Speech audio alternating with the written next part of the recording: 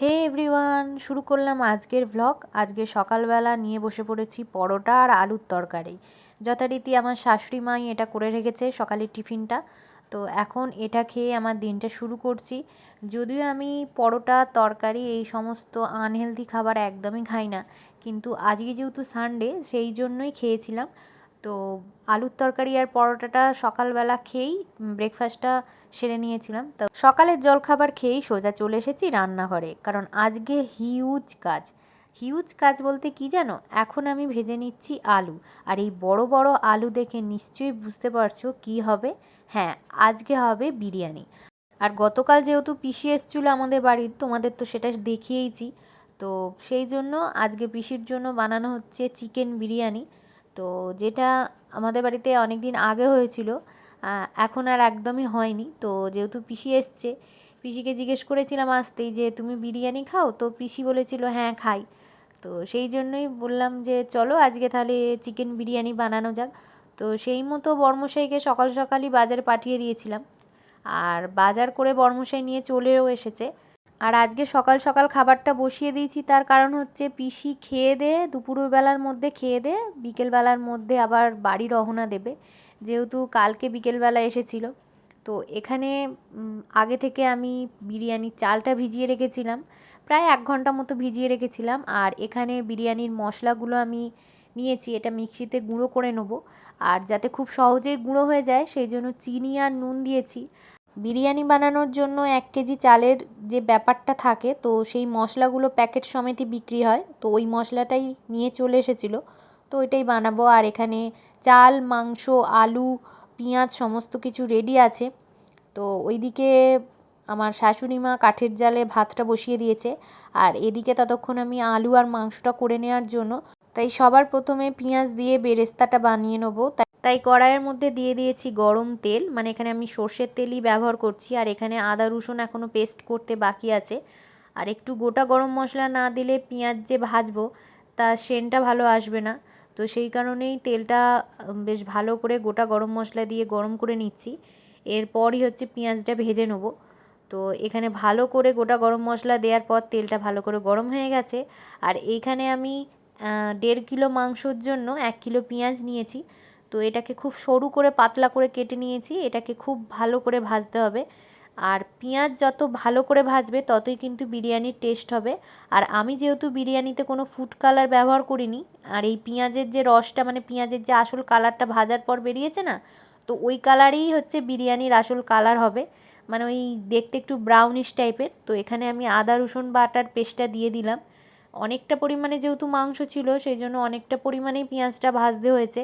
পেঁয়াজটা ভেজে জল দিয়ে দিয়েছি, তারপরে দিয়ে দিয়েছি আদা রসুন বাটা, এখন দিয়ে দিয়েছি গুঁড়িয়ে রাখা বিরিয়ানির মশলা, তারপরে দিয়ে দিচ্ছি একটু গোলাপ জল, আর তারপরে দিচ্ছি কেওড়া জল। তো যেগুলো ছাড়া হচ্ছে বিরিয়ানি একদমই তৈরি হয় না।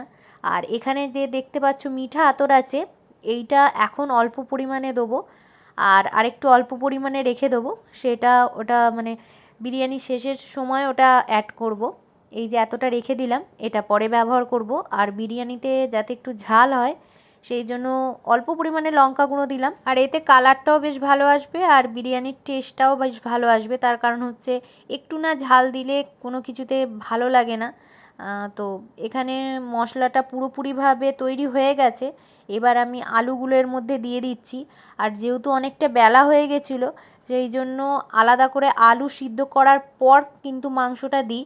আজকে কিন্তু সেইটা একদমই হয়নি, আলুটার সাথেই হচ্ছে আমি মাংসগুলো দিয়ে দিয়েছিলাম। আর আলুটা যেহেতু অনেক আগে বেশ ভালো করে লাল করে ভেজে নিয়েছিলাম, তো যার কারণে আলুটা খুবই ভালো আর সিদ্ধ হয়েও এসেছিলো মাংসর সাথে, সিদ্ধ একসাথে মানে সিদ্ধ করতে। তো এখানে প্রায় অনেকটাই মাংস এনেছিল, আমি পুরোটাই দিয়ে দিলাম।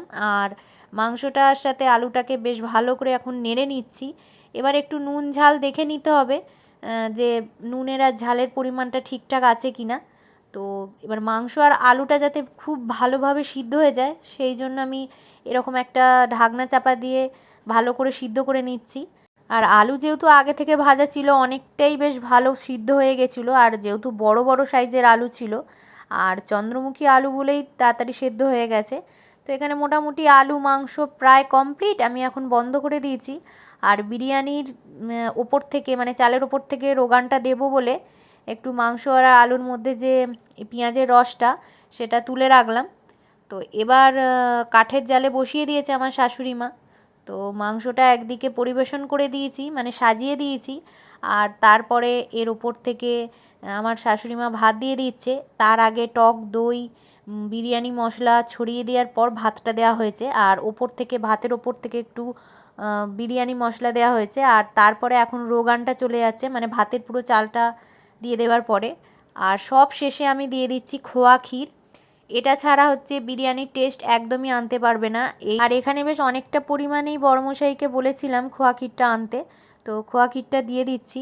আর এটা যখন দিচ্ছি দারুণ স্মেল ছাড়ছিল। তো এবার সমস্ত কিছু হয়ে গেছে মানে একদম ফুল কমপ্লিট। এবার চাপা দিয়ে দমে দেবো।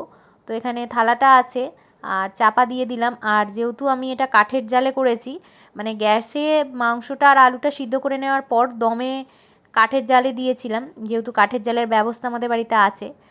তো প্রায় আধ ঘন্টা মতো বসিয়ে চেক করার পর খুলে দেখলাম যে হয়ে গেছে। আর এখন আমি বিরিয়ানি খেতেও বসে গেছি। ঘরোয়া বিরিয়ানির টেস্ট কিন্তু দুর্দান্ত হয় বন্ধুরা, এভাবে তোমরাও ট্রাই করো।